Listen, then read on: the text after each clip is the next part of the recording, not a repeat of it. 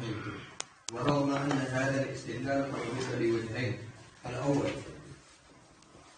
أنه ليس في الحديث ما يدل على أن العقد الثاني كان مع البيع الأول كما في بيع العنب، والذي يشترط فيه أن يكون المشتري ثانيا هو البيع أولا، فالحديث مطلق إذن، والمطلق يحتمل التقييد بأعمال غيره، فالحديث في غير محل الدعوة. الثاني كما أن الحديث الوارد عن رسول الله صلى الله عليه وسلم يرشد إلى أنه التطابق بين البائع والمشتري في العقد الأول، وهذا ما لا يتحقق في بيع العينة الذي يكون الثمن الأول فيه مؤجرا. أقول رغم هذا الرد القوي على استدلال الشافعية إلا أنهم قد فهموا من الحديث ما يشير إلى جواز بيع العينة.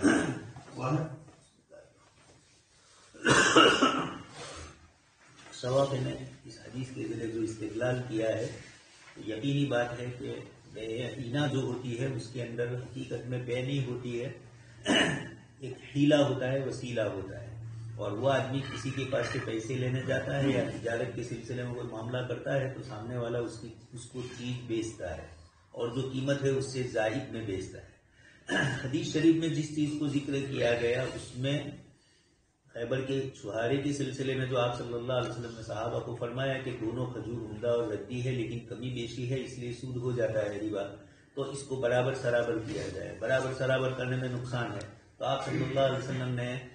مثال دے کر سمجھا دیا کہ ایک سا والا جو ہے اس کی قیمت زیادہ ہوگی تو ایک سا بیچے اس کو، اور ایک سا کی قیمت مثلا 200 روپیہ ہے عمدہ اور قیمتی والی، اب تو 1000 ہو گئے، سعودی کا کھجور آتا ہے تو 500 سے کم تو اب یہاں آتا نہیں ہے، تو خیر جو بھی ہو مثالاً یہی کہ ابھی تو پرانے دور میں جی رہے ہیں، 100 روپیہ 200 روپیہ ابھی طالب علم کا دور ہے، 200 روپیے میں ایک سا ملتی ہے اور وہ 200 روپے میں 2 سا ملتی ہے، تو یہ دے دی، پیسے لے لیے، پھر انہی پیسوں سے اس سے 2 سا خرید لیا بس۔ لیکن یہ حدیث شریف فرما رہی، اس لیے حدیث شریف میں باقاعدہ سودا ہو رہا ہے، اور بیع اینا میں سودا نہیں ہو رہا ہے، حقیقت میں تو وہ قرض لینے کے لیے آیا ہے، اب وہ چیز بیچ رہا ہے، تو دو باتوں میں دونوں کے درمیان مناسبت نہیں پائی جاتی جو ان دونوں کے درمیان فرق کرتی ہے، اور یہ کہہ کر کیلانی صاحب یہ کہنا چاہتے ہیں کہ شواف بیع اینا کے لیے یہ جو خیبر والی روایت سے استدلال کرنا چاہتے ہیں وہ استدلال صحیح نہیں ہے، اتنا یہ فرمانا چاہ رہے ہیں۔ اس میں پہلے یہ کہہ دیا کہ حدیث شریف میں ایسی کوئی دلالت نہیں ہے کہ عقد ثانی کان مع البائع الاول۔ ایک تو یہ مسئلہ آتا ہے تورق جو آج کل وہاں چلتا ہے بینکوں کے اندر، اور جس کی مثال کل آپ سن چکے ہیں، بیع تورق کی مثالوں کو یہ لوگ بیع اینا کے ساتھ جوڑ رہے ہیں، لیکن تورق کی کچھ شکلیں وہ ہے جو بیع اینا نہیں ہے، اور بیع اینا کی کچھ شکلیں وہ ہے جس کو تورق نہیں کہا جا سکتا۔ خیر یہ ایک دوسری بحث ہے۔ وہاں جس نے ان سے پیسے لیے اور سامنے والی چیز خریدی، مہنگی خریدی، اب یہ علامہ شامی رحمۃ اللہ علیہ نے جس طرح مثال دے کر بتلایا کہ مہنگی تو خریدی اس کے پاس سے، اور اب وہ بیچارہ مارکیٹ میں بیچنے جا رہا ہے تو اس کو قیمت نہیں مل رہی، جب یہ نہیں مل رہی ہے مارکیٹ کے اندر تو اس کو تو نقصان ہوا، خیر وہ ایک الگ بحث ہوئی، لیکن اس کے پاس سے کون خریدے؟ جس کو قرض لینا تھا اس نے تو پیسے زیادہ لے کر سود والی شکل اس کے پاس سے لے لی، اور اب دوسرا آدمی یہ کسی اور کو بیچ رہا ہے 10 روپے میں، یا اسی کو بائع اول ہی کو یہ مشتری اب بائع ثانی بن رہا ہے اور یہ مشتری اول بن رہا ہے، اب یہ خرید رہا ہے۔ تو روایتوں میں یعنی بیع تورق وغیرہ میں عموماً جو ہوتا ہے وہ یہ کہ بینکیں خود ہی لے لیتی ہیں، اس کو پیسے تھے، اس کو قرضہ دیا، سود پر تو نہیں لے سکتے تو وہی چیز خرید کہا کہ یہ ہمارے پاس سے خریدو، خریدنے کے بعد کوئی معاملہ دوسرا نہیں ہو رہا ہے، اب وہ اس کو ہی بیچے یا کسی اور کو بیچے، بینک کو ہی بیچے ان کی چیز یا کسی اور کو بیچے۔ لیکن تورق وغیرہ میں عمومی طور پر بینکوں میں یہی ہوتا ہے کہ بینک ہی ان کے پاس سے لے لیتا ہے۔ بیع اینا میں بھی عموماً جو بائع ہوتا ہے وہی دوبارہ مشتری بن جاتا ہے۔ اس بنیاد کے اوپر جن حضرات نے بیع اینا کے لیے اس روایت کو بنیاد بنایا، روایت میں وہ مثال تطبیق ہو ہی نہیں رہی اس کی، اس لیے کہ روایت میں تو آپ صلی اللہ علیہ وسلم نے جو بائع اور مشتری ہوئے تھے، یقیناً ایک شکل اتنی ضرور ہے کہ جس نے 2 سا خرید لی، 2 سا لے لی تھی اور اس نے سامنے والے کو 1 سا دے دی تھی، عمدہ تھی وہ 1 سا، اب اس کو یہ کہا گیا کہ جو 1 سا والا ہے یعنی مہنگی والا ہے وہ 1 سا کے روپیے اس کو دے دے اور پھر ان روپیوں سے 2 سا اس سے خرید لے. تو یقیناً یہاں بھی بائع اور مشتری جو تھے وہی دونوں پھر بائع مشتری بن رہا ہے اور مشتری یہ ایک شکل بن رہی ہے، اس کا انکار نہیں ہے. لیکن حدیث شریف میں یہ نہیں صراحت ہے کہ بائع اول ہی اس کے پاس سے خریدے، پہلے والا ہی اس کے پاس سے خریدے، بیچنے والا ہی مشتری بنے. یہ اور تورقات اور بیع اینا میں عموماً یہ ہوتا ہے. تو حدیث شریف میں تو آپ صلی اللہ علیہ وسلم نے ان دونوں نے سودا کیا تھا، اس لیے ان دونوں کو یہ کہا کہ یہ چیز اس طریقے سے درست کر لو، اموال ربیہ اس طرح جائز نہیں ہوتے. تو آپ صلی اللہ علیہ وسلم نے محض ان دونوں کو اپنے عقد کو صحیح کرنے کا فرمایا. اس ضمن میں یقینی بات ہے کہ بائع اور مشتری کا عقد ہو چکا تھا. صحابی نے یہ خرید لی تھی اور حضور کے پاس لے کر آئے تھے، اور اس وقت آپ نے پوچھا کہ کیا خیبر کی سارے چوہارے اسی طرح کے ہیں؟ تو انہوں نے جواب میں کہا کہ نہیں، میں نے عمدہ آپ کی بنیاد کے اوپر آپ کے پاس سے آپ کے لیے 2 سا دے کر 1 سا عمدہ کھجور لی ہے. تو آپ صلی اللہ علیہ وسلم نے فرمایا اوبی راقعین ربا. دوسری حدیث شریف کی کتابوں میں عبارت موجود ہے. یہ آپ صلی اللہ علیہ وسلم نے ان کو یہ نہیں کہا کہ تم نے جن کے پاس سے خریدا انہی کو بیچو. حقیقت میں یہاں بائع مشتری وہی ہے، اس لیے ان دونوں سے سودا آپس میں ہوا ہے. تو یہ دونوں کا آپس کا سودا صحیح قرار دیا آپ نے کہ یہ اس طریقے سے کرو. تم ایک عقد کر چکے تھے اور اموال ربیہ میں کر چکے تھے، تو اگر اسی کو واپس کیا جائے، اس کو ادنا سی دلیل بنا کر تورق والے یہ کہے کہ جس نے قرضہ دیا وہی اس کے پاس سے یہ چیز اس کو بیچ رہا ہے اور پھر دوبارہ اس سے کم قیمت میں خرید رہا ہے. حدیث شریف میں بائع اول اور بائع ثانی کی کوئی قید نہیں. اور تورق میں یہ عموماً ہوتا ہے کہ جس کے اندر پہلے والا ہی بعد میں اس کو خرید لیتا ہے تاکہ دوسرے کسی کو پھر یہی چیز ہے دوسرے کسی کو کے ساتھ معاملہ کرے. اور اس طرح اموال ربیہ میں یعنی ربا کی شکل ہو رہی ہے اور وہ قرض کی شکل میں ربا کو تبدیل کر رہے ہیں. تو اب ظاہر میں ربا نظر نہیں آ رہا ہے، لیکن حقیقت میں چیز کی مارکیٹ ویلیو جتنی ہے اس سے زیادہ رقم دی گئی. یہ سیدھے سود تو ضرور ہے اور بینکیں سود نہیں دے رہی ہے، سود کے اوپر وہ چیز ان کو نہیں دے رہی ہے. تو بینک یہ سوچتی ہے کہ عموماً یہ ہوا ہے عرب ممالک میں بھی، اس لیے کہ اسلامی بینکنگ کا نظام قائم کرنے والے اسلامیات کا تو صرف مطالعہ کرتے ہیں یا اسلامیات کا ایک سبجیکٹ ہوتا ہے، اور پورا ان کا جو اکنامک ہوتا ہے وہ یوروپی ہوتا ہے، یوروپ اور امریکہ کا. اس لیے جب وہ مارکیٹ میں آتے ہیں تو یقینی بات ہے کہ ان کی سوچ تو وہی ہوگی جو ان کے سامنے آئی.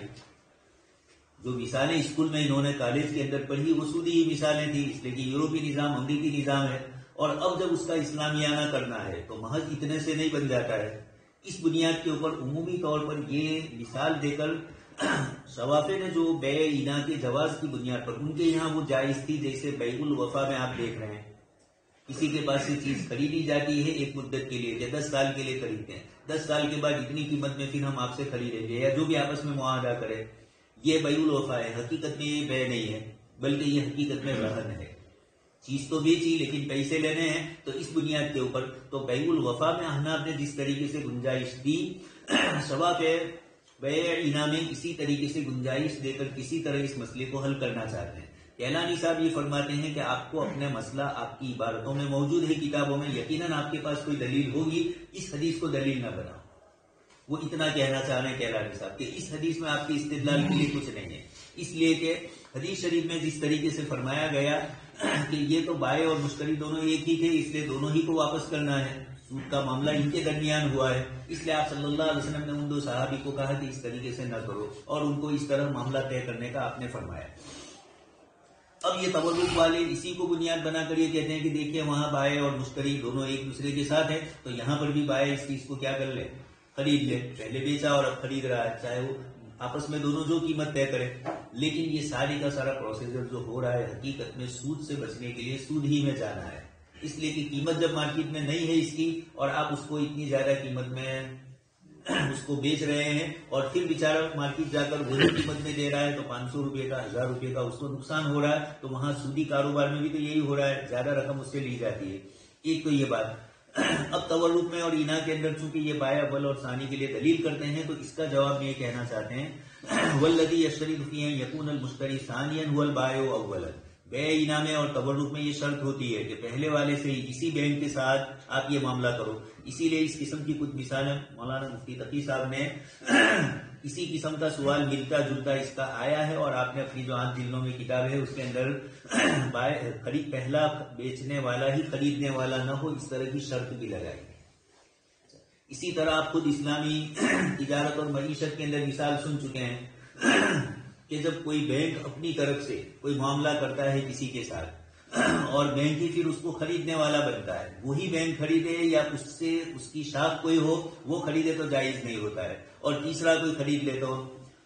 جائز ہوتا ہے. یہاں بھی وجہ یہی بتلائی جا رہی ہے کہ یہ حقیقت میں حیلہ کرنے کے لیے اس طرح کرتے ہیں، وہی مشتری بنے اور وہی بائے بنے. آپس میں صرف لفظی اعتبار سے بائے اور مشتری بن رہے ہیں، حقیقت میں بے مقصود نہیں ہے، سود ہی مقصود ہے. اس لیے اس حدیث شریف سے یہاں کوئی استدلال ان کا ممکن نہیں ہے. حدیث شریف میں تو اتنا بتلایا کہ جن سے خریدا ان کو واپس کرو، اس لیے کہ معاملہ سودی ہے. خیبر کی جو کھجور صحابی لائے ان کو، تو اب یہی نکلتا ہے کہ جب کوئی دو آدمی اس طرح کا معاملہ کرے جو اموال ربیہ میں ہو رہا ہو اور اس کے اندر سود ہو رہا ہو، تو یہ آپس میں جنہوں نے معاملہ کیا وہ اس سودے کو کینسل کر کے بے کی شکل میں اس کو جائز قرار دے. جو شرط فاسد یا ذاتی کی بغیر عوض کی جو ہو رہی تھی یہ شرط ختم کر دو، یا اس کے لیے بیچ میں پیسوں کو واسطہ بناؤ. یا آپ صلی اللہ علیہ وسلم نے جو حیلہ بتلایا ہی سود سے بچنے کے لیے اس کی آسان شکل کی. اس سے مفتیوں کو آپ صلی اللہ علیہ وسلم یہ بتلاتے ہیں کہ آپ کے زمانے میں بھی کوئی معاملہ اگرچہ سودی ہوا ہو لیکن پھر وہ سودی کو کینسل کر کے صحیح طریقے سے اسلامی کر سکتے ہو، جیسے اس مسئلے میں بتلا دیا آپ صلی اللہ علیہ وسلم نے کھجور کی بے کے سلسلے میں. تو یہ ایک مفتی کو اس چیز کی اجازت دی، لیکن بے اینا اپنی مخصوص شکلوں کے ساتھ. اور یہ حدیث شریف مطلق کہہ رہی ہے کہ جب اس قسم کا کوئی معاملہ ہو تو اس کو رد کرو. رد کرنے میں تیسرے کے ساتھ ہو تو بھی کرو اور آپس میں ہو، لیکن چونکہ مثال وہ بنی جس میں آپس میں کیا تھا، صحابی خرید کر لائے تھے، اس لیے آپ صلی اللہ علیہ وسلم نے کھجور کی کمی بیشی ہو گئی، مثلا بھی مثلا نہیں رہا روایت کے مطابق، اس لیے آپ صلی اللہ علیہ وسلم نے ان کو فرمایا کہ یہ تو ربا ہوا، اس طرح کرو. اس میں یقیناً بائے اول اور مشتری یہ دونوں پائے گئے، لیکن بے اینا میں تو وہی پائے جاتے ہیں، ان کے علاوہ اور مثال عموماً بنتی نہیں ہے. اس لیے بے اینا والے اس روایت سے استدلال کرے تو استدلال ناقص ہے. حدیث شریف میں جن کے درمیان ہوا تھا انہی کو آپ نے فرمایا. اس کو کہہ رہے ہیں کہ مشتری ثانیاً هو البائع اولا، دوسری مرتبہ خریدنے والا وہی حقیقت میں. یہ تو عموماً یہ مثالیں اینا میں یہی ہوتی ہے، شوافی کے یہاں بھی، اور آج کل حنابلہ کے یہاں تورق کی جو مثال چلتی ہے بینکنگ میں عرب ملکوں کے اندر، یہ چل رہی تھی تبھی تو تورق کی بے کے سلسلے میں اسلامی فقہ اکیڈمی جدہ وغیرہ میں تو عرب ممالک کی ہے وہ، تو اس لیے انہوں نے تو یہ سیمینار طے کیا، اس میں تجاویز آئی چکی ہیں ان کی. لیکن خود اسلامی فقہ اکیڈمی دہلی میں بھی آپ کو کہہ چکا ہوں، ہاسوت میں یہ سیمینار ہوا اور تفصیلی طور پر اس پر تورق کے اوپر یہ بحث چلی. لیکن علماء کرام کے سامنے چونکہ عملاً جیسے آپ کو بھی میں دیکھ رہا ہوں پریکٹیکلی مسئلہ ہمارے یہاں بینکنگ ہی نہیں ہے کہ تورق چلا، اس لیے یہاں یہ سمجھنا علماء کے لیے مشکل ہو گیا. اس لیے انہوں نے پروجیکٹر کے ذریعے اس کو سمجھانے کی کوشش کی، لیکن وہ بھی سمجھانے والا بھی نہیں سمجھا سکا. اتفاق سے ایسی چیز ہوئی تو خیر وہ چیز وہیں کی وہیں رہی. اور ہندوستان میں جب یہ مسئلہ ہے نہیں تو تورق کے سلسلے میں اتنی کوشش کرنے کی ضرورت نہیں ہے. ہاں جب اسلامی بینکنگ کا نظام ہو تو پھر وہاں عربوں سے سمجھنا آسان ہوگا، ایک پریکٹیکل مسئلہ آئے گا. اس لیے جو مسائل اس قسم کے ہوتے ہیں جو پریکٹیکل نہیں ہوتے ہیں، بے اینا ہمارے یہاں نہیں ہو رہی ہے لیکن ہمارے تاجروں میں عجیب و غریب قسم کی چیزیں کچھ ایسی ہوتی ہیں جو شریعت کے موافق نہیں ہوتی یا شریعت کی کسی شرط کو توڑنے والی ہو. اب وہ ایسی ہوتی ہے کہ اگر ذرا اس میں رد و بدل کر دے تو معاملہ آسان ہو جائے گا. اس کی ایک مثال آپ کو پہلے میں دے چکا ہوں. آصف قاضی مجاہد صاحب رحمۃ اللہ علیہ حیات تھے تو اس وقت یہ ٹاٹا والوں نے اپنے شیئر اسلامک مشارکہ اور مضاربہ کے عنوان سے قائم کیے. 1 کروڑ روپے کا انہوں نے پروجیکٹ یہ رکھا اور اس کے اندر مسلمانوں نے ہی دلچسپی لی، کچھ غیر مسلمین بھی آئے لیکن کھولا گیا تھا مسلمانوں کے لیے. اس لیے ٹاٹا والے نے اتنی رعایت کی کہ مسلمانوں کو ہی یہ شیئر خریدنے کی اجازت دی. اب یہ شیئر خریدے گئے. ان شہروں میں اسلامی اصول اور ضابطے کے مطابق عمل ہوا کہ جتنی رقم ہے وہ ساری کی ساری کاروبار میں لگائی جائے اور جتنا مجموعی نفع ہو ان شرکاء کے اوپر تقسیم کیا جائے، شیئر ہولڈرز کو. تو اس کی بنیاد کے اوپر یہ 1 سال ہی چلا، لیکن اس کی جو نفع اس کا ہوا چونکہ اس نفع کو انہوں نے ڈویڈنڈ وغیرہ کی طرح تقسیم نہیں کیا بلکہ اسلامی اصول کے مطابق سیدھا ہی یہ روپیہ جہاں لگایا تھا وہاں سے آیا تو جتنے اس کے شرکا تھے ان کے اوپر خرچہ نکالا ضرور، لیکن جتنے شرکا تھے ان سب کے اوپر اس کو برابر سرابر ان کے فیصد کے حساب سے تقسیم کیا. تو اس کے نتیجے میں ٹاٹا کی 250 سے اوپر کمپنیاں ہیں شیئرز کی، ان تمام میں سب سے زیادہ اس کا نمبر ہو گیا ہے اسلامی اصول کے مطابق. دوسرے سال بند ہو گئی. ٹاٹا والے نے خود، چونکہ 1 سال ہی کا قاضی صاحب نے تو یہ بتلانے ہی کے لیے چاہا تھا کہ اسلامی نظام اگر چلتا ہے تو وہ کس طریقے سے چلتا ہے، اس کی پریکٹیکل کرنے کے لیے. ٹاٹا والے نے دیکھا کہ سب سے زیادہ نفع اس میں، حالانکہ وہ 1 سال کی ہے اور پرانی برسوں کی ہے، جبکہ ٹاٹا کے شیئر ایسے ہوتے ہیں کہ مارکیٹ میں آنے سے پہلے بک جاتے ہیں، اتنی اس کی ویلیوز ہے. کیونکہ سارے اس کا کاروبار چل رہا ہے، بڑوں کا ہاتھ ہے ان کے اوپر. کانگریس کا بھی تھا تو پرانی ٹاٹا اور برلا تو جانتے ہیں آپ، جمشید جی ٹاٹا، جمشید پور پورا بنا اسی. تو یہ تو انگریزی دور سے ہی یہ تو مالدار لوگ تھے، اس لیے برلا نے پاکستان توڑنے میں بھی، پاکستان بنانے میں انہوں نے بھی حصہ لیا، ان کو جو نظر آ رہا تھا اسلامی نظام کے خلاف. تو ایک تو شکل یہ بتلائی. فالحدیث مطلق الندن، حدیث شریف میں تو مطلق یہ فرمایا گیا کہ جو سودا سودی ہو اس سودے کو رد کرو، چاہے آپس میں کرو چاہے تیسری پارٹی کے ساتھ ہو رہا ہو تو اس کو کرو. اور والمطلق یحتمل التقید بادنا دلیل، مطلق میں احتمال ہے قید کا ادنا دلیل کے ذریعے، لیکن یہاں پر ہے نہیں کوئی قید اس قسم کی. اس لیے آپ اس کو صرف مطلق سمجھ لو کہ حدیث شریف میں چونکہ بائع اول اور مشتری یہ مسئلہ ہوا، اس لیے بے اینا میں بھی اسی طرح کیا جائے، اور بے اینا عموماً یہی ہوتی ہے. تو ہلکی سی دلیل آپ کو ملی ہے، حدیث شریف اس کو نہیں بتلاتی ہے. اگر کوئی تیسرا عمل ہوتا تو آپ ان دونوں کو ہی نہ کہتے، تیسرے کو بھی کہتے آپ صلی اللہ علیہ وسلم، یا کوئی اور شکل بنتی اس میں. تو حدیث فی غیر محل دعویٰ، شوافی جو استدلال کرتے ہیں بے اینا کے جواز کے لیے، اس میں حدیث شریف سے ان کے لیے کوئی استدلال نہیں ہو رہا. اسی طریقے سے دوسرا بھی کہہ رہے ہیں انہ حصل التقابض بین البائع والمشتری فی العقد الاول، جو حقیقت میں حدیث شریف میں جو مسئلہ ہوا اس میں تو ایک بائع بنا اور ایک مشتری بنا، اور ان دونوں کو کوئی یہ نہیں تھا کہ پھر دوبارہ میں بائع بنوں گا. مشتری بائع کو یہ نہیں تھا کہ دوبارہ میں مشتری بنوں گا. اور بے اینا میں تو یہ پہلے سے ہی شرط ہوتی ہے. یہ اسی لیے تو مہنگی چیز اس کو، اب وہ بیچارہ مجبور ہوا، اس کو تو پیسے چاہیے اور آپ نے اس کے بجائے اس کو چیز دے دی، تو عین دے دی. اس کو جو چاہیے تھا وہ آپ نے اس کی چیز نہیں دی. اب اس کو بیچ کر پھر چاہے کم قیمت میں، اس کو تو پیسے ہی چاہیے، تو پیسے کے لیے پھر وہ اس چیز کو یا تو آپ کو بیچے یا مارکیٹ میں کسی کو بیچے، لیکن عموماً پہلے سے طے ہوتا ہے تاکہ یہ اس قسم کے لوگ، اس لیے کہ ہو سکتا ہے مارکیٹ میں 10 روپے میں کوئی چیز نہ بھی خریدے تو 15 روپے میں اس نے خریدی ہے، تو یہ وعدہ کرتے ہیں کہ ہم تمہارے لیے 10 میں خرید لیں گے. یا وہ بیچارہ کہتا ہے کہ مجھے تو پیسے ملے ہی نہیں، مجھے تو چیز ملی، تو کہنا ہے کہ یہ چیز تمہیں ملی لیکن یہ چیز مارکیٹ میں بیچ کر تم 10 روپے تو لا سکتے ہو، چاہے تمہارا قرضہ 15 روپیہ ہمارے اوپر، لیکن ہمارے پاس سے 10 روپیہ تم لے جاتے ہو، یعنی اس چیز کے 10 کوئی نہیں خریدے گا، ہم خرید رہے ہیں. تو یہ اتنی دارس بتا کر اس کو تو یہ ہے کہ 10 روپے تو میں مثال دے رہا ہوں، جب لے گا تو لاکھوں کی تعداد میں ہوگا. یا کوئی غریب آدمی ہے، اس کو 15-20 ہزار بھی اس کے لیے 15 کروڑ ہے، اس کی جو ضرورت ہے اس کے پیش نظر، تو وہ بیچارہ اس طرح برداشت کر لیتا ہے کہ چاہے مہنگی قیمت میں لیکن 1 سال کے بعد دینا ہے نہیں، ابھی تو میرا کام نمٹا جائے گا. جو لوگ سودی کاروبار میں ملوث ہوتے ہیں ان کو دن میں ہی رات تارے نظر آتے ہیں، وہ یہی سمجھ رہے ہیں کہ رات ہے، اس بنیاد کے اوپر وہ خرید لیتے ہیں اور پھر دچورا بڑھتا ہے. 2002 کے فسادات کے سلسلے میں آپ کو کہہ چکا ہوں، ہندوستان میں گجرات میں جو ہوئے وہ 10,000 کروڑ کا مجموعی طور پر نقصان ہوا پورے گجرات کو. اس میں مسلمانوں کا نقصان 2200 کروڑ کا اور ہندوؤں کا 7,800 کروڑ کا. اس کی دلیل کیا ہوئی، یعنی کیوں ایسا ہوا؟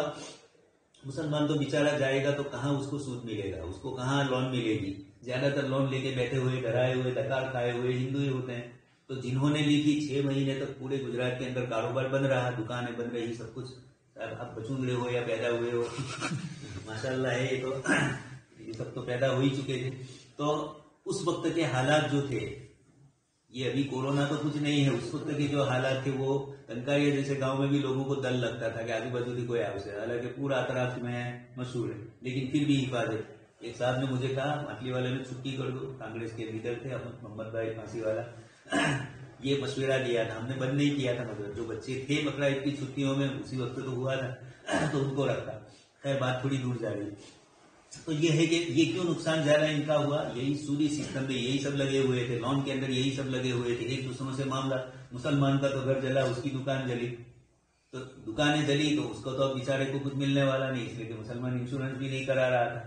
اس لیے تو انہوں نے، یا جن کا انشورنس نہیں تھا انہی کی دکانیں لوٹی گئی، انہی کی دکانوں کو کیا گیا۔ 6 مہینے پہلے گجرات ٹوڈے والے نے دے دیا تھا کہ مسلمانوں کی ملکتوں کے سلسلے میں کچھ تحقیق ہو رہی ہے،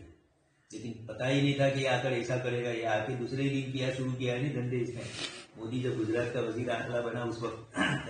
تو الیکشن جیتنے کے فوراً بعد احسان جعفری سے جو بدلہ لینا تھا، احسان کرنا تھا، وہ کر ہی دیا اس نے۔ تو یہ نقصان کیوں ہوا؟ اس لیے کہ یہ سودی سسٹم۔ تو یہاں پر بھی وَهَذَا مَا لَا يَتَحَقَّقُ فِي بَيْعِ الْعِينَ، بیع عینا میں یہ نہیں ہو رہا ہے، یہاں تو تقابض دونوں نے کر لیا باقاعدہ، دونوں ایجاب اور قبول سے۔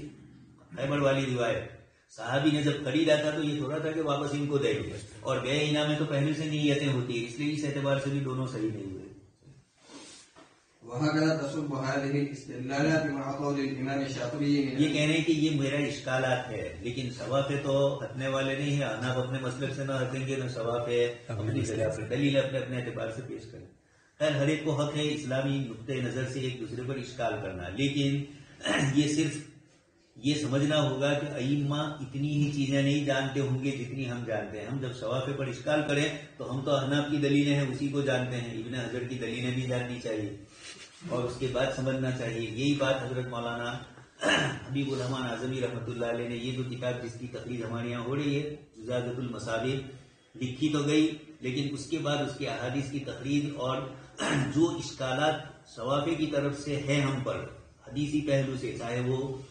جرح و تعدیل کے عنوان سے ہو، چاہے حدیث کے مضامین کے اعتبار سے، اس کے جوابات دیے جائے، تو اسی کی کوشش کی گئی۔ لیکن اتنے جواب دینے جائیں گے تو پھر یہ کتاب حنفی شافعی تخریج کی نہیں رہے گی، پھر وہ دلائل والی کتاب ہو جائے گی اور وہ منشے کی خلاف ہے، ورنہ طلبہ پوری زندگی لگا دیں گے اور 1 یا 2 حدیثوں کا ہی ہوگا، اور یہاں تو تخریج سکھلائی جا رہی ہے، دورے میں آ ہی رہی ہے لڑائیاں، تو حدیث میں یہی تو ہو رہا ہے۔ وهكذا تصب هذه الاستدلالات مع قول الإمام الشافعي بأن الخلاف وإن بدا في بعض المسائل الجزئية باقي الأمر فهو اختلاف في تحقيق مناطق بس یہ کہہ رہے ہیں کہ قاعدہ اپنی جگہ پر نہیں ٹوٹتا ہے، 2-3 جزیات میں اگر قاعدے کے خلاف ہوا، جیسے یہ 2-4 مثالیں ہیں، تو اس سے امام شافعی رحمۃ اللہ علیہ نے جو قاعدہ ذکر کیا کہ شریعت سے مناقض ہو کر اس عمل کو باطل کیا جائے گا، اور یہاں باطل نہیں ہو رہے ہیں، یہ اس قسم کی چیزوں کا جواب دیا کہ یہ 2-4 جگہ پر ہی باطل نہیں ہو رہے، وہاں دوسرے بھی دلیلیں ہوتی ہیں، ان دلیلوں کی روشنی کے اندر فقہا نے اپنے یہاں یہ مسالک ذکر کیے، اور اس بنیاد کے اوپر یہ جزئی مسائل چند ہے، ہر مسلک کے اندر کچھ کچھ ہے جو قاعدے سے ٹکرا رہے ہیں کہ وہ مناقضہ ہو رہا ہے، اس کے باوجود اس کا عمل باطل نہیں ہو رہا ہے، تو عدم بطلان کی اور دوسری وجوہات ہے۔ اس لیے نفس قاعدہ جو اصل ہے کہ یہ 2-4 جزیات کی بنیاد پر پورا قاعدہ نہیں ٹوٹے گا، قاعدہ یہی رہے گا کہ جہاں مناقضہ ہوگا مکلف کے عمل میں قصد شارع کے خلاف، اس کے عمل کو باطل قرار دیا جائے، کم سے کم یہ قاعدہ باقی رہے، تو مناقضہ کرتے وقت بھی مکلف یہ سوچے گا کہ میں شریعت کی خلاف ورزی کروں گا تو میرا عمل باطل ہو جائے گا۔ قاعدہ اپنی جگہ پر رہے گا، قاعدے کے تحقق میں کوئی فرق نہیں پڑے گا 2-4 جزیات کے اختلاف سے، اس لیے کہ 2-4 جزیات تو کسی عارض کی وجہ سے آئے ہیں، اور اصل جتنے جزیات ہیں وہ سب پر وہی حکم لگ رہا ہے۔ اور ہم مناطقہ جیسے عقلی دعوے نہیں کرتے ہیں، مناطقہ کے یہاں ہوتا ہے نہیں، زعم کا لفظ ان کے یہاں ہوتا ہے، حدیث شریف میں یا روایتوں میں ہمارے یہاں زعم آتا ہے تو وہ مراد نہیں ہوتی ہے جو ان کا زعم ہے، اس لیے کہ وہ یہ قاعدہ سمجھے ہوئے ہیں کہ منطقی قوانین کبھی ٹوٹتے نہیں ہیں، وہ ایسے بنے ہوئے ہیں، جبکہ ہم یہ کہتے ہیں کہ نہیں ہمارے قواعد اکثری ضرور ہے، کلی نہیں ہے، اس لیے کہ شریعت سے ہے، تو شریعت کے دوسرے قواعد سے اگر ہمارا یہ قاعدہ ٹکراتا ہے تو اس جزیے کو الگ کر دیں گے، اب اس کو اس قاعدے کے ماتحت نہیں رکھیں گے۔ إذ يستبعد على أحد من العلماء أن يقول بمشروعية فعل يتحقق فيه هل المقصد الشارع۔ امام ابو حنیفہ، امام شافعی، امام مالک اور امام احمد سے یہ توقع نہیں ہے، اور ان کے بعد کے متبعین سے بھی ائمہ اربعہ کے، کہ جان بوجھ کر کوئی ایسا فتویٰ دے جس میں سامنے والا شریعت کے خلاف کر رہا ہو اور یہ اس کو ترجیح دے رہے ہو کہ کرتے رہو، یہ اس طرح نعوذ باللہ کسی مفتی اور مجتہد کے یہاں نہیں۔ اس کے یہ جملہ خبریہ ہے، ہمیں بھی بتلا دیا انسان کہ ہمارے سامنے بھی جب مسئلہ آئے تو منشأ شریعت اصل مقصود ہو، محض پوچھنے والا ہمارے تعلق والا ہے یا مالدار آدمی ہے تو کھینچ تان کر کہیں نہ کہیں سے اس کے حق میں کوئی ہلکا جزیہ بھی مل جائے تو اسی کو پیش کر دے، یعنی تلاش ہی کر رہے ہیں اس کو راحت دینے کی۔ آپ کو تو صرف مسئلہ ہی تلاش کرنا ہے، اور دونوں قسم کی دلیلیں دیکھنے کے بعد آپ کا دل مطمئن نہیں ہے تو کسی کی دنیا کے لیے آپ کی جہنم تیار کرنی نہیں ہے. اس لیے مفتی کل سرات پر تو ہوں گے جو ہوں گے، مفتی کل سرات پڑھیے. وہ ایسی دھاردار تلوار ہے کہ مفتی نے حلال کہا حرام کو تو حلال کو حرام کہہ دیا، اور اس سے الٹا ہے وہ حرام ہے اور آپ نے حلال کہہ دیا، یا حلال ہے اور آپ نے حرام کہہ دیا. اس لیے دونوں پہلوؤں کی مد نظر رکھتے ہوئے کرنا ہے. ان تمام دلائل کے بعد اگر کہیں کسی جزیے کے اندر وہ پھر بھی اس عمل کو جائز کہہ دیتا ہے تو یقیناً یہ ائمہ مجتہدین نے جو کچھ کیا ہے انہوں نے دوسری دلائل کی روشنی میں ہی اس کو کہا ہے. عوام الناس کو راحت دینے کے لیے یا اس مسئلے کے اندر انہوں نے دیکھا کہ اس کا کوئی بدل ہے ہی نہیں تو پھر اس چیز کو جائز قرار دیا گیا. یعنی جائز کا مطلب یہ کہ کل لیا تو کراہت کے باوجود ہی عمل صحیح ہو جائے گا، فساد آئے گا، بطلان نہیں آئے گا، جیسے آپ مالیات میں سن چکے. ثالثا رأي الباحث في هذا التوجيه من قبل الإمام الشافعي من خلال توجيه الإمام الشافعي للآراء الصحيحة التي قالت بمشروعية بعض سور التحايل يلاحظ أن هذا التوجيه كان مركزا لإظهار أن منشأ الخلاف هو في تعيين المقصد الشرعي. ذلك أن من قال بجواز بعض سور التحيل لم يظهر له المقصد الشرعي الأصلي من الفعل مثل ما ظهر لمن قال ببطلان تلك التصرفات. وهذا واضح في توجيه الشاطبي لرأي من قال بصحة نكاح التحليل إن قال فنكاح المحلل تحيل لإرجاء الزوجة إلى تطلقها الأول بحيلة توافق في الظاهر قول الله تبارك وتعالى فإن طلقها فلا تحل له من بعد حتى تنكح زوجا غيره. فقد نكحت المرأة هذا المحلل فكان رجوعها إلى الأول بعد التطليق موافقا. ونصوص الشارع مفهمة بمقاصده بل هي أول ما يتلقى منه فهم المقاصد الشرعية. یہاں سے گفتگو یہ کرتے ہیں کہ امام شاطبی رحمۃ اللہ علیہ کی عبارتیں پڑھنے سے یہ محسوس ہوتا ہے کہ وہ حضرات جنہوں نے جیسے بے انعقاد کی کا جواز اور اسی طریقے سے احناف کے یہاں تحلیل محلل ہونا، اس قسم کے جو جزیات ہیں ان جزیات کی ادائیگی، اور اسی طرح ثوابق کے آپ سن چکے ہیں شوہر کا مرض الوفات میں طلاق دینا، یہ اس طرح کی جتنی چیزیں ہیں ان جزوی مسائل کے اندر غور کرنے سے یہ محسوس ہوتا ہے کہ جن حضرات نے ان چیزوں کی اجازت دی، یعنی عمل کا نفس عمل ہو گیا اس کا، جن حضرات نے یہ کہا ان کی دلیل کمزور ہے،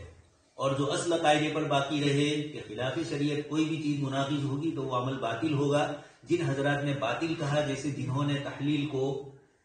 حلالے کو جنہوں نے رد کر دیا، جیسے حنابلہ نے، ابن تیمیہ وغیرہ کی عبارت آپ سن چکے ہیں. گویا امام شاطبی رحمۃ اللہ علیہ ان علماء کو جو قاعدے کے مطابق عمل کرتے ہیں اور جو اس کو جزئی اور استثنائی شکل میں نہیں لاتے ہیں ان حضرات کو ترجیح دیتے ہیں بنسبت ان حضرات کے جنہوں نے جائز کہا. تو جائز کہنے والوں کے سلسلے میں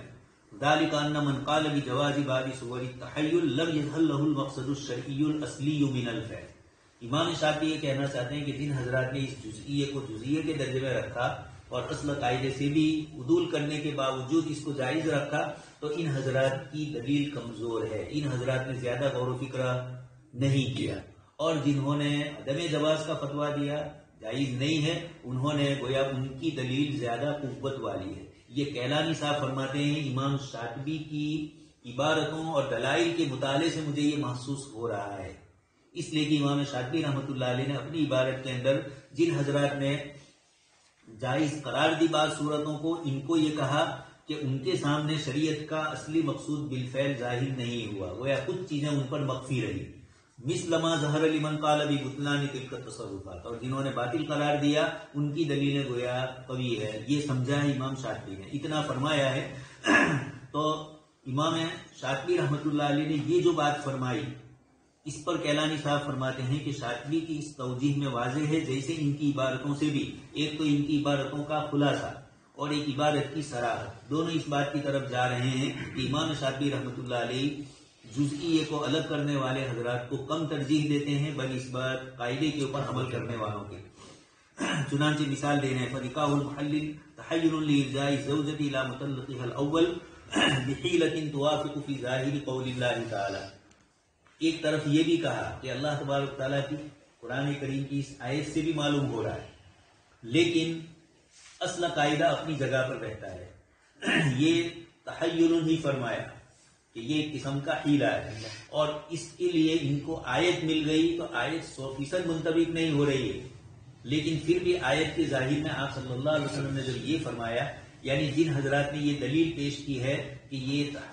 تحلیل جائز ہوگی، یہ تحلیل تحیل نہیں ہے بلکہ آیت سے محسوس ہو رہی ہے جیسے یہ آیت، لیکن امام شافعی کا یہ کہنا ہے کہ آیت سیدھی براہ راست ان کے لیے نہیں ہے۔ یہ الگ بات ہے کہ دونوں مثالیں ایک دوسرے سے من وجہ منطبق ہو رہی ہے، اور وہ آیت کریمہ کا اگلا حصہ فلا تحل له من بعد حتى تنكح زوجا غيره، آپ صلی اللہ علیہ وسلم صاحب فرماتے ہیں کہ جس نے 2 مرتبہ طلاق دے دی، طلاق رجعی دی ہو اور اس کے بعد تو احتمال ہے، لیکن طلاق مغلظہ جب 3 دے دی تو اس کے بعد اب رجوع کرنے کا کوئی حق نہیں ہے، 3 کے بعد تو سب ایک ہی ہو جاتی ہے، رجعی اور بائی۔ آپ صلی اللہ علیہ وسلم فرماتے ہیں حتیٰ تنکیح زوجا غیرہ۔ اگرچہ آیت کریمہ کے سلسلے میں صحابہ نے پوچھا بھی کہ اللہ کے رسول قرآن کریم میں طلاق مرتان میں 2 طلاقوں کا تو ذکر ہے، تیسری کا کہاں ہے؟ تو وہاں آیت میں بیچ والا جو جملہ ہے طلاق مرتان فامساک بمعروف او تسریح باحسان، جاگے کہ نہیں وہ تیجی جو لائن تو فامساک بمعروف او تسریح باحسان، یہ تیسری طلاق آپ صلی اللہ علیہ وسلم نے فرمائی، لیکن خیر یہ ایک ضمنی چیز کے اعتبار سے، اس لیے کہ طلاق 2 ہے۔ ایک غیر مقلد کا سوال آیا تھا کہ قرآن کریم میں ایک لفظ سے یعنی ایک ہی مجلس میں 3 طلاق دی ہو اور حضور نے اس کو 3 کہی ہو، اس کو ثابت کرو، یہ اس طریقے کا، تو یہ ہے ہمارے پاس ہے۔ حضرت وہیب رضلانی رضی اللہ تعالیٰ عنہ نے آپ صلی اللہ علیہ وسلم سے ایلا کے مسئلے میں فرمایا، اور پھر یہ فرمایا کہ اگر میں ان کو باقی رکھوں اور میں لڑکی پر الزام لگا رہا ہوں، لڑکی نسبت دوسری کر رہا ہوں، تو پھر آپ صلی اللہ علیہ وسلم نے ان کو طلاق دینے کی اجازت دی، اور انہوں نے 3 طلاق ایک ساتھ دی، وہ روایت میں موجود ہے۔ اور باب من اجاز الطلاق الثلاث، امام بخاری نے عنوان ہی قائم کیا جو غیر مقلدین کے لیے بڑا پریشان کن عنوان ہے، تو اس کا وہ دلیل عام سے جواب دے دیتے ہیں کبھی کبھار کہ بخاری کی کچھ روایتیں قابل اشکال ہے، یہ ہے کہ نہیں یہ نہیں بولتے ہیں، فتاوی خاص اور دلیل عام کرتے ہیں۔ یہ باطل جماعتیں ہر زمانے میں، خیر یہ تو باطل نہیں ہے، خطا اور درستگی والے ہم غیر مقلدین کو اتنا تو نہیں اٹھا رہے ہیں جہاں ہم نے دوسروں کو رکھا ہے، لیکن باطل جماعتیں اسی طرح کرتی ہے، دعویٰ خاص ہوتا ہے اور دلیل عام ہوتی ہے۔ قادیانی صاحب کا عمومی طور پر اس طریقے سے رہا، جتنی بھی آپ نے پیشن گوئیاں کی اور ثابت نہیں ہوئی تو کچھ عجیب و غریب اس میں ہے۔ تو فلا تحل له من بعد حتى تنكح زوجا غيره، اس روایت نے صاحب اس آیت کریمہ نے بتلا دیا کہ اگر ایک آدمی نے اپنی بیوی کو 2 طلاق 3 طلاق دے دی تو اب اس کی بیوی اس کے لیے حلال نہیں ہے۔ اس کے لیے شکل کیا بنے؟ آیت میں اتنا فرما دیا کہ وہ نکاح کرے دوسری کسی شوہر سے، اور یہاں پر یہی ہے کہ وہ حلالے کی شکل کے اندر نکاح کر رہی ہے دوسری کسی مرد سے، تو آیت کا جو ظاہر ہے وہ اتنا بتلا رہا ہے کہ اس طریقے سے کر دیں گے۔ اسی لیے آپ کو کہا احمد آباد میں سیمینار یہ ہوا تھا پرسن اللہ کا جلسہ، تو ماشاءاللہ داڑھی والے ایک صاحب آئے، انہوں نے یہ اشکال کیا قرآن کریم میں، تو غیر مقلدین کی عادت ہے، وہ قاضی صاحب نے بڑا تفصیل سے ذکر کیا ہے کس طریقے سے ہم ان لوگوں کو یہ کرتے ہیں۔ اسی کے اندر یہ کہا کہ ہماری شرطوں کے مطابق حدیث پوچھنے کی، ہمارے ایک غیر مقلد نے یہاں بھی ہے قریب کی بستی میں، انہوں نے یہ 3 طلاق پر اسی طرح کہا تھا، تو میں نے ان کو یہی کہا تھا کہ جو شرطیں آپ ہم پر لاد رہے ہیں، آپ کے یہاں جو مسلک ہے اس مسلک کے ثبوت کے لیے بھی انہی شرطوں کے ساتھ کوئی روایت پیش کرو۔ آپ روایت تو کوئی ہے ہی نہیں ان کے پاس بھی اس طرح کی، تو یہ بیکار قسم کی دلیلیں کرتے ہیں۔ آگے اگلے والے قاعدے میں اسی کو ذکر کیا جا رہا ہے، اگلے قاعدے میں یہی دلیل آ رہی ہے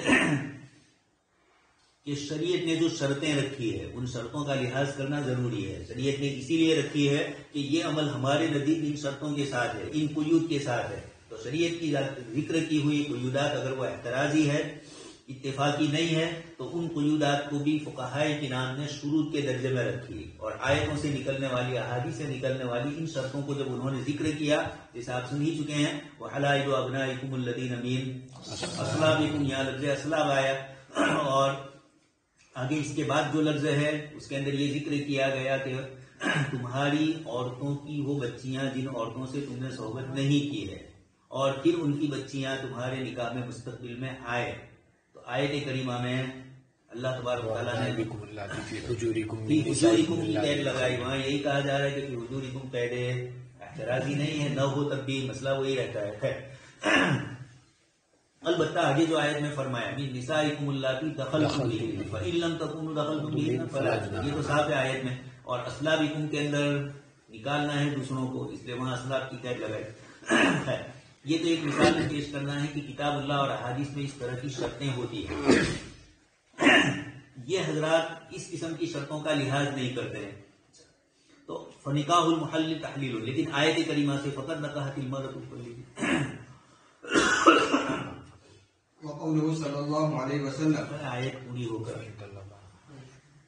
فإن طلقها فلا تحل له من بعد حتى تنكح زوجا غيره فقد نكحت المرأة هذا المحلل فكان رجوعها إلى الأول بعد التطليق موافقا ونصح الشارع مفهمة لمقاصده بل هي أول ما يتلقى منه فهم المقاصد الشرعية. آیت کریمہ کے ظاہر سے یہ یعنی شکل وہی بن رہی ہے جیسے پانی والا مطہر والا مسئلہ ذکر کیا تھا. نیت نہیں کی تب بھی وضو ہو گیا، اس لیے کہ پانی کی اپنی صفت مطہر ہونے کی ہے. اس طریقے سے یہ آیت کریمہ میں فرما دیا حتی تنکح زوجا غیرہ. اب یہ تنکیح زوجا غیرہ باقاعدہ حلالے کی شکل میں ہو یا اتفاق ہو کہ عورت کو شوہر نے طلاق دی، اس کے بعد اس نے اتفاق سے دوسری کی، جیسے صحابیہ کا ہوا، نکاح کیا اور پھر اس کے بعد آپ صلی اللہ علیہ وسلم کی خدمت میں آ کر عرض کی، شکایت کی اور پھر آپ نے فرمایا کہ یہ تمہارے لیے حلال نہیں ہے جب تک کہ یہ نہ ہو. تو یہ ایک اتفاقی واقعہ. حلال میں بھی عمومی طور پر یہی تو اس قسم کے واقعات ہوتے ہیں. اس لیے علماء اس آیت کریمہ سے استدلال کر کے کہتے ہیں کہ شریعت مطہرہ نے یہ فرمایا کہ دوبارہ اس عورت کا کسی مرد سے نکاح ہو، باقاعدہ ہو، آپسی تعین کے ساتھ، یا اتفاق پیش آ گیا، شوہر نے طلاق دی اور پھر وہ کسی اور سے مسئلہ حل ہو گیا، شادی کی، پھر ان دونوں میں نہیں بن رہی ہے، پھر اس کے بعد وہ پہلے والے کے پاس جا رہی ہے. ایسے اتفاقات میں بھی جو شکل ہوتی ہے حلال میں بھی وہی شکل ہو رہی ہے. اس لیے مقاصد شریعہ کی فہم اس آیت کے ذریعے معلوم ہوئی. لیکن اس کا یہ مطلب نہیں ہے کہ اس طریقے کی آیتوں سے استدلال کر کے غلط قسم کی چیزوں کو جائز قرار دیا جائے. اس لیے کچھ شرطوں کے ساتھ علماء کرام نے حیلوں کو جائز فرمایا. وقوله صلى الله عليه وسلم لا حتى تذوقي عسيلته ويذوق عسيلتك ظاهر أن المقصود في النكاح الثاني ذوق العسيلة وقد حصل في المحل. ورغم عمق هذا البيان الشاطبي ودقة تحريره للمخالفين غير أن ما يراه الباحث هنا أن منشأ الخلاف ليس مرده إلى الاختلاف في تعيين مقصد الشارع، بدليل أن الجميع متفق أن المتحيل إذا صرح بمقصده غير المشروع أثر ذلك على العقد كونه يخالف حكمته ومقصده. وإذا بين المقصد الشرعي للفعل لما قالوا ببطلان كل شرط أو عقد يخالف حكمة مشروعه. امام شاطبی رحمۃ اللہ علیہ تو پہلے مسلک وانوں کی بات کی ہی زیادہ تر تعریف کرتے ہیں، لیکن جن دوسرے مسلک وانوں نے جنہوں نے اس طریقے کے جزیات کے اندر گنجائشیں دی، امام شاطبی رحمۃ اللہ علیہ ان کے مقابلے میں جو دلیل کرتے ہیں وہ پہلے وانوں ہی کی تائید والی دلیل عموماً ہوتی ہے. کیلانی صاحب یہ کہتے ہیں کہ یہ تو ایک جزوی بحث ہے کہ کس کی دلیل کیسی ہے، لیکن ہمیں تو زیادہ سمجھ میں آتا ہے کہ جنہوں نے اس قسم کے حیلے تجویز کیے اور وہ ائمہ متقدمین میں سے ہے، تو یقینی بات ہے کہ وہ نصوص جاننے کے باوجود جب یہ کر رہے ہیں تو یہ نصوص کی حکمتوں کو پہلے والوں کے مقابلے میں زیادہ جانتے ہیں. لیکن ہم جیسے لوگ جب ہیلے کرنے بیٹھیں گے تو ہمارے لیے امام شاطبی کی دلیل ہماری دلیل کمزور ہوگی. بتلانا یہ چاہتے ہیں ایسا کئی مثالوں میں ہوتا ہے. کبھی کبھار کچھ پڑھے لکھے لوگ جب مسئلہ پوچھتے ہیں، ان کو فقہ کی عبارت کا جو اصلی مسئلہ ہوتا ہے اس کو ذکر کرتے ہیں تو وہ یہی کہتے ہیں کہ یہ تو سمجھ میں نہیں آ رہا ہے، شریعت مطہرہ اس طرح کی زبردستی کسی پر کرے اور مسئلہ اس قسم کا ہو. ان مسائل کے اندر اگر ہے کہ جہاں گنجائش نہیں ہے وہاں تو ان کی بات قابل اعتبار نہیں ہوگی، لیکن ان مسائل میں جہاں شریعت کی طرف سے بھی گنجائش ہے اور راحتیں ملتی ہے، دی جاتی ہے علماء کی طرف سے، تو ان مثالوں کے اندر کبھی یہ ہوتا ہے کہ ایک مفتی اور مجتہد اس کی نظر گہری نہیں ہوتی ہے اور وہ کوئی ہیلا بتلا دے، اور ایک یہ ہے کہ جن کی نظر گہری ہوتی ہے، منع کرنے والی نصوص کو وہ جانتے ہیں کہ وہ معلول بعلت ہے اور کس کس درجے میں ہے. جیسے حدیث شریف میں آپ صلی اللہ علیہ وسلم نے حلال سے منع فرمایا، اور پھر علماء نے یہ بھی فرما دیا کہ ان کے اندر گنجائش ہے، بلکہ ثواب بھی بتلا دیا. یہ اس بات کی دلیل ہے کہ مطلق ہیلا تلاش کرنے والوں پر کوئی حکم نہیں لگے گا. نفس ہیلا اگر شریعت کے مقاصد کے خلاف کی طرف جا رہا ہے تو یقیناً یہ مطلوب اور پسندیدہ نہیں ہے. لیکن جن علماء نے اس قسم کے ہیلے ذکر کیے، انہوں نے بھی دیکھا کہ اسی طریقے کے اس مسئلے کو حل کرنے کی گنجائش ہے. ہم مثال نہیں دے سکتے اللہ پاک کے کلام کی، آیتوں کی، اس لیے کہ وہ مکلف نہیں ہے، وہ مکلف ہے اور ہم مکلف ہے.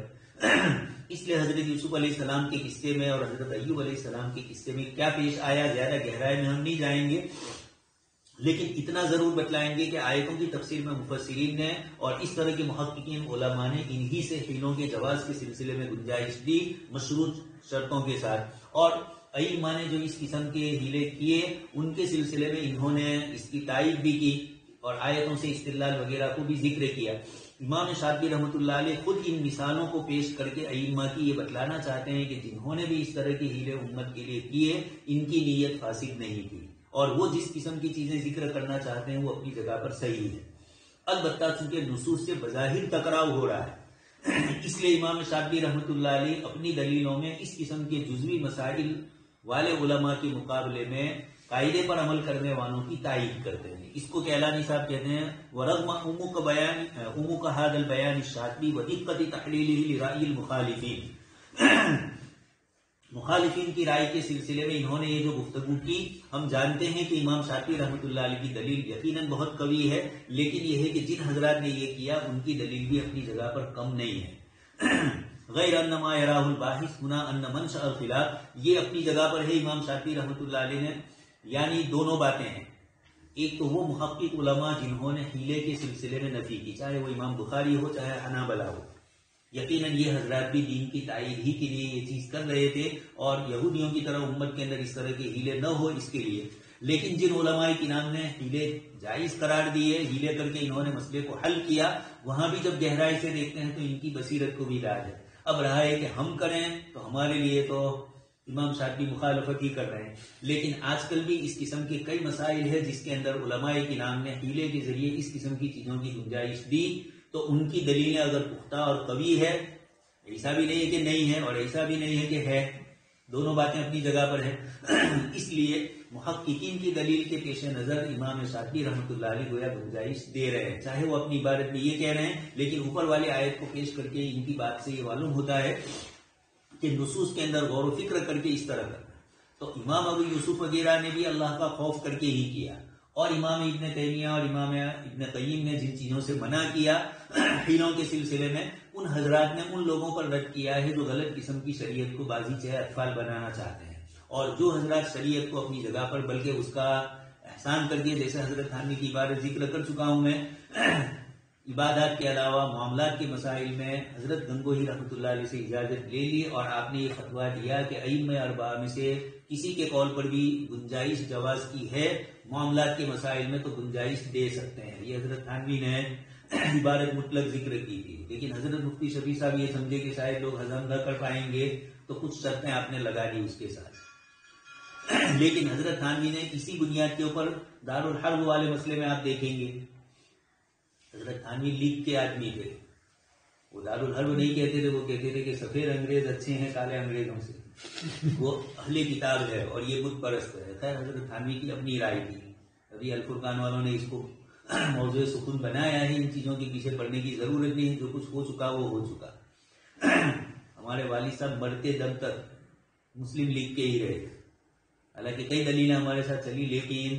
وہ کہتے تھے کہ جنہ کی نیت صاحب تھی چاہے وہ شیعہ تھا. اور حضرت تھانوی اور حضرت شفیع احمد عثمان، چونکہ حضرت مدنی سے ہمارے والد صاحب بیعت، تو ہم نے یہ کہا کہ یہ کیسا تضاد حضرت مدنی سے، تو کہا کہ حضرت مدنی سے عبادات اور ان قسم کی چیزوں میں ہوں، اور سیاسی مسئلے کے اندر میں حضرت تھانوی کے ساتھ. جو بھی تھا، ہم لوگ مذاق میں بھی کہتے تھے کہ ایک شرابی اور کبابی آدمی دین کو، حکومت کو کیا چلا سکتا ہے، اس کی نیتوں کا اخلاص کیا ہوتا ہے. اور پاکستان نہیں بن پایا تو کہا کہ باپ اگر اچھی ملکت چھوڑ کے جائے، بیٹا صحیح طریقے سے نہ چلائے تو باپ کا کیا پوچھے، یہ بھی کہتے تھے، لیکن یہ کہ دلیل اپنی جگہ پر تھی ہے۔